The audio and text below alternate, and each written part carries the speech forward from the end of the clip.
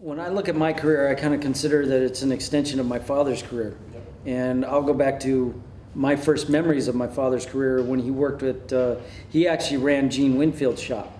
Gene was the founder and the front man who was always gone going to the shows and promoting the cars that they were building back at the shop. But on weekends, I would go with my dad to the shop, and a lot of times I would just go and crash in the doghouse with the security dog.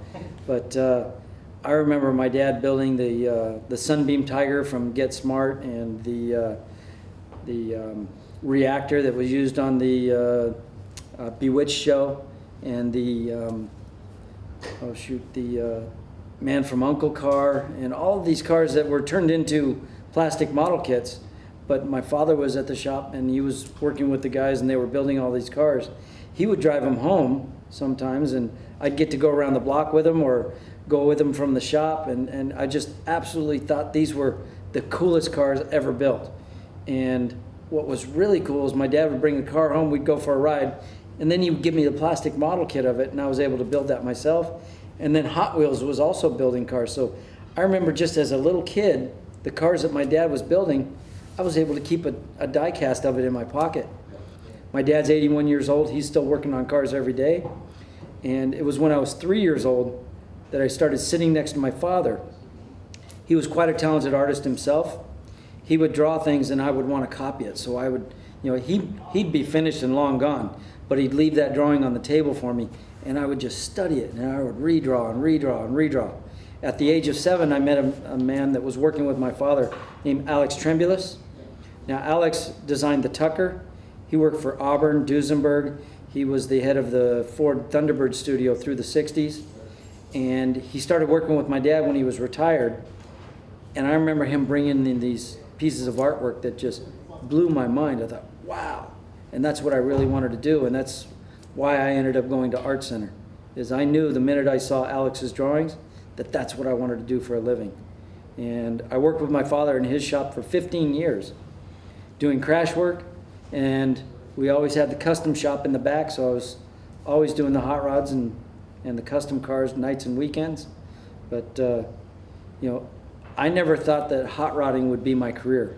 I always thought it was going to be my hobby, that after going through Art Center, that designing cars for one of the manufacturers was going to be my career.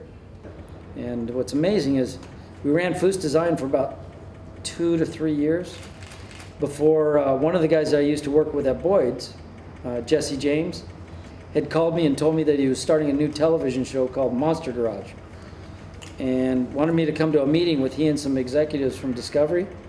And he told me that the first project was going to be this Mustang turned into a lawnmower.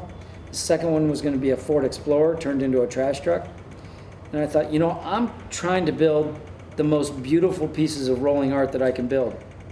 And you're asking me to go on television and build these monsters that I really didn't see any value to the cars after the show. Yeah. It was the purpose of this vehicle was just to do a television show. I wanted to do something that had value in the end. And when I said I wasn't interested in the show, that was the best no I've ever said in business. Because then Discovery sent another producer over, Bud Brutzman, and he said, we want to do a show based on you. And we ended up doing the first show where I built a Thunderbird for the Las Vegas SEMA show. And that was the pilot episode of Rides. It was while we were filming Rides that Bud and I both came up with the concept for Overhauling. And he pitched the idea to Discovery. Discovery liked it so much that they ordered 7 episodes. We started filming in 2002, and it started airing in 2003. We filmed for 5 years before going on a 5-year hiatus. We started filming again 3 years ago, done 122 cars, and it's been absolutely a dream come true to be able to make people's automotive dreams come true on television. And it's done wonderful things for the Foose brand, and I have to thank Bud Brutzman for his vision, and also Discovery Channel for allowing us to do it. How do you balance working on a show and having a full-time elite hot rod show?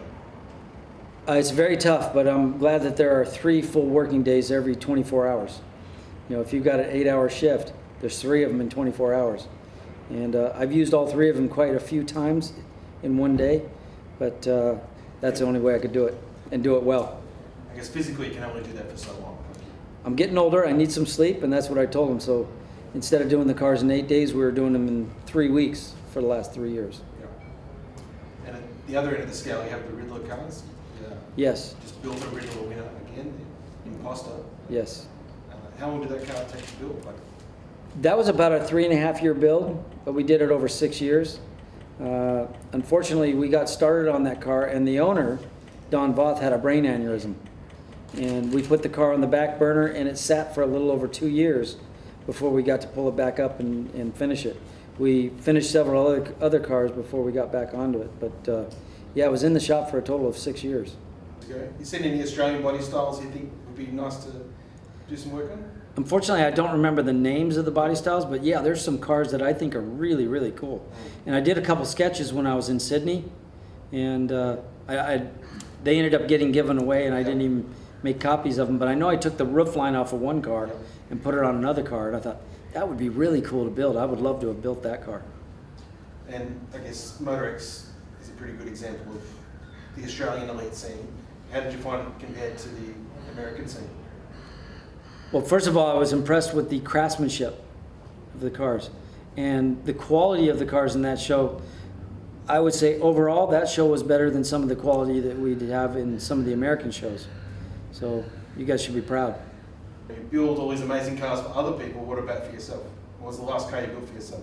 The last car I built for myself was a P-32, which the whole theme behind that car was, what if in the late 40s, a World War II fighter pilot missed his P-40 Warbird and themed his 32 Ford Roadster to be, remind him of his P-40.